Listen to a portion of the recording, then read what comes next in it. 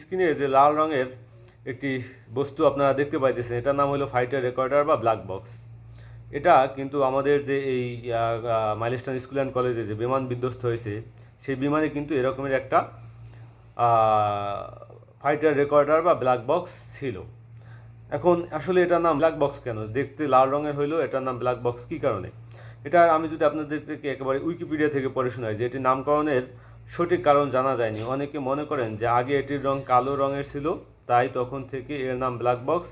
আবার অনেকে বলেন যে দুর্ঘটনায় মৃত্যুর ইত্যাদির কারণে এটি ব্ল্যাক বক্স ডাকা হয়। অনেকের ধারণা দ্বিতীয় বিশ্বযুদ্ধের সময় নতুন আবিষ্কৃত যে কোনো ধাতব প্রযুক্তিকে কালো রং দিয়ে ঢেকে রাখা হতো, এ কারণে এটির নাম ব্ল্যাক বক্স হতে পারে। কিন্তু আমার কাছে মনে হয়েছে যে খুঁজে পাওয়ার জন্য, মানে কালো রং থেকে এটা এই আপনার লাল বা কমলা রঙের হওয়ার কারণ হলো যাতে খুব সহজেই খুঁজে পাওয়া যায়। কারণ একটা বিমান বিধ্বস্ত হইলে সেখানে থেকে খুব সহজেই যাতে খুঁজে পাওয়া যায়, এই জন্য হয়তো তাই সেটার এই রং করা হয়েছে। তো এখন এটা আসলে কিভাবে কাজ করে, এই জিনিসটা আসলে আমাদের জানা দরকার। এটা কীভাবে তথ্য সংগ্রহ করে রাখে। এটি দুই ধরনের দুই অংশের সমন্বয়ে একটি ভয়েস রেকর্ডার মাত্র। বিমান চলাচলের সময় সব ধরনের তথ্য এটি সংরক্ষণ করে রাখে। এর মধ্যে দু ধরনের তথ্য সংরক্ষণ করে থাকে। একটা হলো ফ্লাইট ডাটা রেকর্ডার, আরেকটি হলো ককপিট ভয়েস রেকর্ডার, সিভিআর যেটাকে সংক্ষেপে বলা হয়। তো ফ্লাইট ডাটা রেকর্ডার এই যন্ত্রটি প্রতি সেকেন্ডে কয়েক ডজন প্যারামিটার রেকর্ডারের মাধ্যমে একটি ফ্লাইটের সাম্প্রতিক ইতিহাস সংরক্ষণ করে। এটি বিমানের ওঠানামা, বিমানের মধ্যের তাপমাত্রার পরিবেশ, চাপ ও তাপের পরিবর্তন, সময়, শব্দ ইত্যাদি নানা বিষয়ে নিজেদের সিস্টেমের মধ্যে রেকর্ড করে রাখে। আর ককপিট ভয়েস রেকর্ডার, সিবিআর যেটাকে সংক্ষেপে বলা হয়, এটিতে ককপিটের ভেতরের পাইলটের নিজের মধ্যে কথাবার্তা, পাইলটদের সাথে বিমানের অন্য ক্রুদের সাথে কথাবার্তা, ককপিটের সাথে এয়ার কন্ট্রোল, ট্রাফিক এবং বিভিন্ন বিমানবন্দরের সাথে রেডিও যোগাযোগের, মানে এই যে আপনার কন্ট্রোল রুমের সাথে এবং তাদের যে অভ্যন্তরীণ কথাবার্তা, এই কথাবার্তা তারা রেকর্ড করে রাখে। তথ্য ধারণ ক্ষমতা, এটা আসলে কীভাবে তথ্য ধারণ করে রাখে? বিমান চলাচলের একটি নির্দিষ্ট সময় পর্যন্ত ব্ল্যাক বক্স তথ্য সংগ্রহ করে রাখে। মূলত শেষের দিকের তথ্য এটিতে জমা থাকে। একটি নির্দিষ্ট সময় পর পর আগের তথ্য মুছে যেতে থাকে এবং নতুন তথ্য জমা হতে থাকে। ফলে দুর্ঘটনার ক্ষেত্রের সর্বশেষ তথ্য এখানে খুব সহজেই পাওয়া যায়। তথ্য উদ্ধারের পদ্ধতি। কোনো বিমান দুর্ঘটনায় পড়লে এটি খুঁজে বের করাই হয়ে পড়ে উদ্ধারকারীদের প্রধান লক্ষ্য।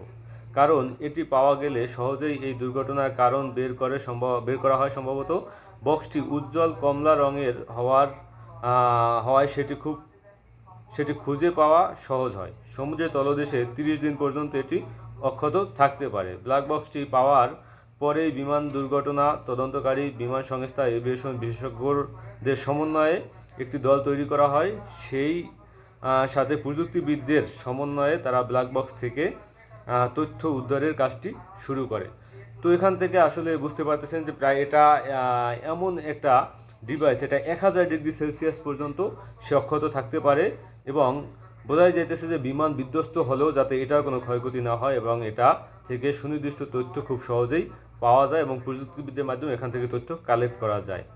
তো বুঝতেই পারতেছেন যে এটা কিন্তু উদ্ধার হয়েছে কিনা বা বাংলাদেশ সেনাবাহিনী উদ্ধার করে নিয়েছে কিনা, বা সেখান থেকে তারা তথ্য উপাত্ত রেকর্ড সব কিছুই কালেক্ট করার হয়তো ধারাবাহিকতায় তারা আছে। কিন্তু আসলে বাংলাদেশের মানুষের কাছে তথ্যগুলো পাবলিক করা উচিত এবং বিশেষ করে সিসিটিভির ফুটেজ, যেখানে আপনার কিছুদিন আগে দেখলাম যে বিমানবন্দরে এই যে আপনার আসিফ মাহমুদ সজীব ভুঁইয়া, তিনি মুহূর্তের ভিতরেই একটা ম্যাগাজিন ছিল তার ব্যাগের ভিতরে, তিনি বিমানবন্দর পার হইতে পারেন নাই, তার আগে কিন্তু জুলকারনাইন সাহের কিন্তু খুব সহজেই তার সেই ভিডিও সিসিটিভি ফুটেজ সব কিছু প্রকাশ করে দিল। তো এখন পর্যন্ত জুলকারনাইন সাহেরের কাছে এই তথ্য কিভাবে গেল না, বা এই যে সিসিটিভি ফুটেজ কেন গেল না, এটা কিন্তু একটা বড় প্রশ্ন। কারণ তিনি তো সব ধরনের সিসিটিভি ফুটেজ কিন্তু তার কাছে খুব সহজেই চলে যায়। তো এই যে কচুক্ষেতি তাকে ট্যাগ দেওয়া হয়, সেই ট্যাগ দেওয়ার যৌক্তিকতা আছে মনে হয়, ঠিক আছে, কারণ তার সাথে ওই কচুক্ষেতে একটু সংযোগ আছে। কারণ তিনি ইতিমধ্যে ফেসবুকে যেসব বিষয়ে পোস্ট করেছেন যে প্রধান উপদেষ্টা হাসতেছে, কার গলায় কার্ড আছে, কার গলায় কার্ড নাই, এবং দেখলাম যে তিনি বিভিন্ন জায়গার যে দুর্ঘটনা ঘটছে, বিশেষ করে কয়েকদিন আগে যে ভারতে দুর্ঘটনা ঘটছে, এসব তথ্য আইনা তিনি বলতেছেন যে তাদের চিকিৎসা দেওয়া হয় না, এখন পর্যন্ত ছাত্রদের চিকিৎসা চলতেছে, সে জায়গায় আমরা বিভক্ত করতেছি, বিভিন্ন রকমের অভিযোগ তুলতেছি। অভিযোগ তো তোলাই আমাদের কাজ।